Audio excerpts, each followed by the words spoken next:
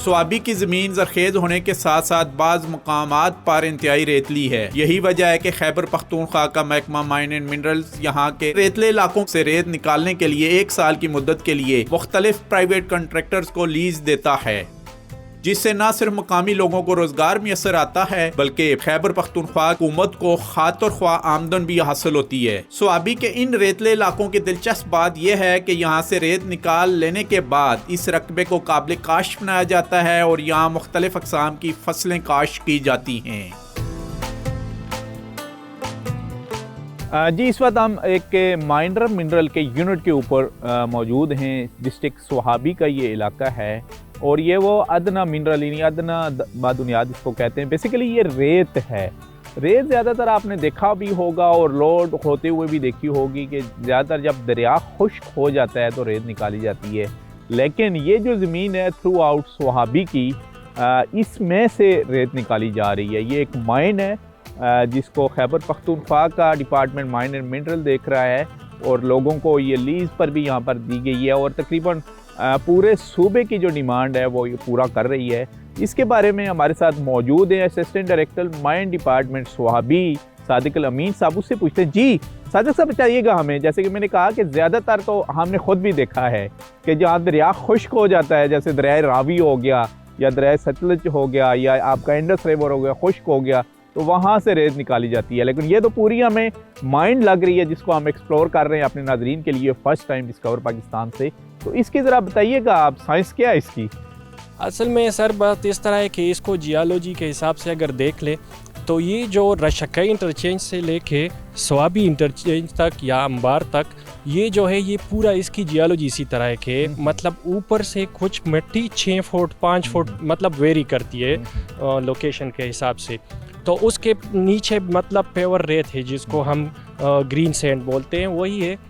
तो इसकी ये कि जियोलॉजी के हिसाब से ये बताया जा सकता है कि ये मतलब सेडिमेंट्री बेसन बिलियन ईयर्स अगो यहाँ से दरिया होके गुजरा है, कोई समंदर होके गुजरा है और ये उसका एक सेडिमेंट्री बेसन था। मतलब इस तरह का ये गोल कप सा था जिसमें पानी इससे मतलब वो इधर उसकी पानी की वेलोसिटी बहुत कम थी और वो ये ज़र्रे छोटे छोटे रेत के ज़र्रे सेडिमेंट्स जो है अपने साथ लेके आते और यहाँ उसकी डिपोजिशन हुई है और फिर बाद में वो दरिया यहाँ से खुश्क उसने अपना रूट चेंज करके ये अपने डिपॉजिट यहाँ पर छोड़े हैं। तो ये उसके वो रिमेन्स जो हैं उस दरिया के ये हमारे रेत के शक्ल में हमें मिल रही है, रेत की शक्ल में मिल रहे हैं। अच्छा, ये कितने 100 फुट नीचे आपने जाके रेत निकली है तय से? ऊपर की तय की मिट्टी की है और नीचे रोड कितनी इसकी खुदाई है उसके बाद रेत निकली शुरू हुई? ये अगर आप देख ले विजुअली तो तकरीबन 100 से 150 फुट तक ये नीचे गए हैं, ये खुदाई कर रहे हैं। लेकिन इसमें इंटरेस्टिंग बात ये है कि मतलब इस एरिया में पानी के कुछ आसार भी 150-200 फुट तक भी गए हैं आगे जो माइंस है उसमें, लेकिन पानी के कुछ आसार नहीं है। बस इसमें ये कि ये जो ऊपर वाला बेड है मिट्टी का, ये मैंने पहले बताया कि 6 फुट 5 फुट उसको हटा के नीचे हमें ये रेत मिलती है। और ये कितने एकड़ के ऊपर रकबा है जो थ्रू आउट जो आपकी माइनिंग है यहाँ पर?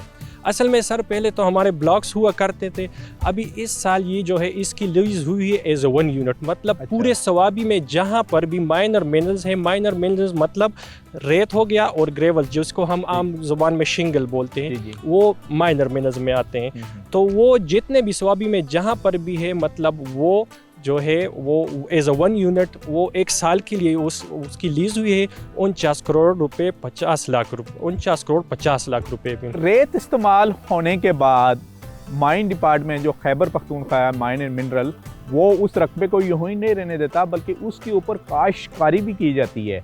अभी हम जिस जगह पर आपको लेके जा रहे हैं वहाँ पर माइनिंग कंप्लीट हो चुकी है, मतलब रेत निकाल ले चुके हैं और बाकी जो नीचे ज़मीन बच गई है वहाँ पर काश्तकारी हो रही है। ज़रा चल के देखते हैं वो है, क्योंकि ये बेसिकली एक पॉजिटिव साइन है और यही दिखाने के लिए हम आपको लेके आए हैं कि जहाँ पर माइनर मिनरल निकल रहा है उसके बाद उस लैंड को ज़ाया नहीं किया जा रहा बस बल्कि उसको फिर आबाद किया जा रहा है। तो आए वहाँ ज़रा चलते हैं, वहाँ देखते हैं कि कौन सी फसल इस वक्त बोई गई है।